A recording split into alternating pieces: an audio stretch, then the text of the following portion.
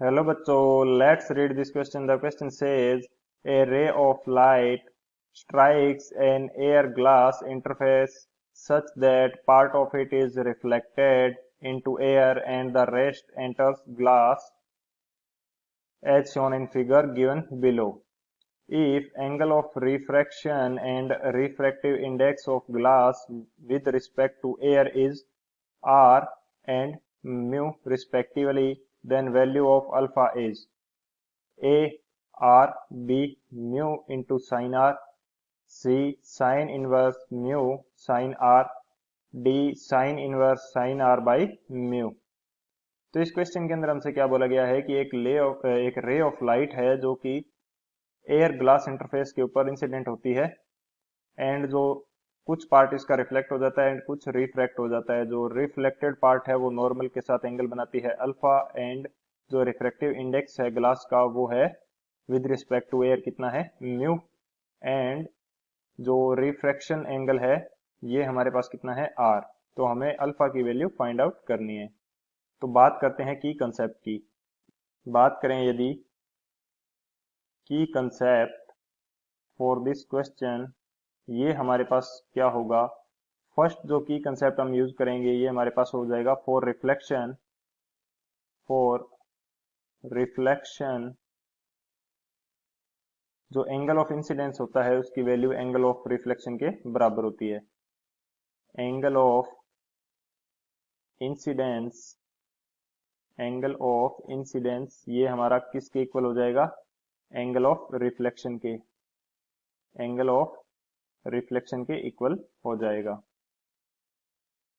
ये हमारा हो गया फर्स्ट की कंसेप्ट।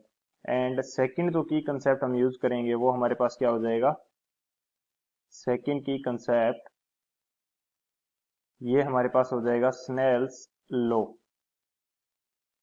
स्नेल्स लॉ बेसिकली क्या होता है कि according to Snell's law mu one into sine i इसकी वैल्यू किसके इक्वल होती है, इसकी वैल्यू इक्वल होती है mu two into sine R के।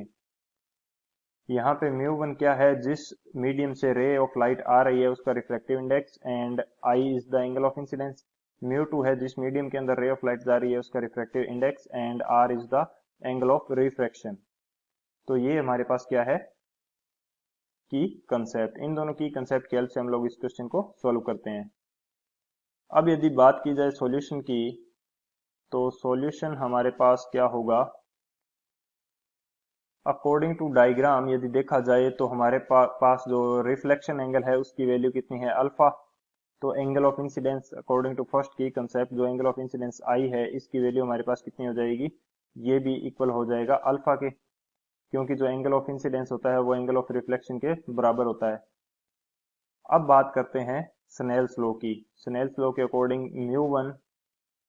Mu one into sine i which is equal to mu two into sine r. तो mu one क्या है हमारे पास, mu one is the reflective index of air, तो इसको मैं म्यू ए से शो कर देता हूँ एंड साइन आई की वैल्यू हमारे पास किसके इक्वल है अल्फा के, तो ये हो जाएगा sine alpha. And mu two हमारे पास क्या है ग्लास, तो म्यू जी से शो कर देता हूं एंड साइन आर, क्योंकि हमें जो रिफ्रैक्शन एंगल दिया है वो कितना है साइन आर। जब इसको फर्दर सोल्व करेंगे तो साइन अल्फा की वैल्यू हमारे पास कितनी आ जाएगी, साइन अल्फा ये हमारे पास आ जाएगा mu glass divided by mu air into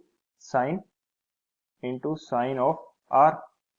अब हमें क्वेश्चन के अंदर गिवन है कि जो ग्लास का refractive index with respect to air है वो हमें म्यू गिवन है। तो mu g divided by mu a इसको मैं क्या लिख सकता हूँ म्यू इंटू साइन आर। तो यहां से यदि अल्फा की वैल्यू फाइंड आउट की जाए तो अल्फा की वैल्यू हमारे पास आ जाएगी sine inverse mu sine R, sine inverse mu sine R के इक्वल। तो ये हमारा आंसर हो जाएगा। ऑप्शन चेक कर लेते हैं। ऑप्शन हमारे पास कौन सा करेक्ट हो जाएगा, sine inverse mu sine R, option C ये हमारा करेक्ट ऑप्शन हो जाएगा। So option C is the final answer. I hope you understood it well. Best of luck. Thank you.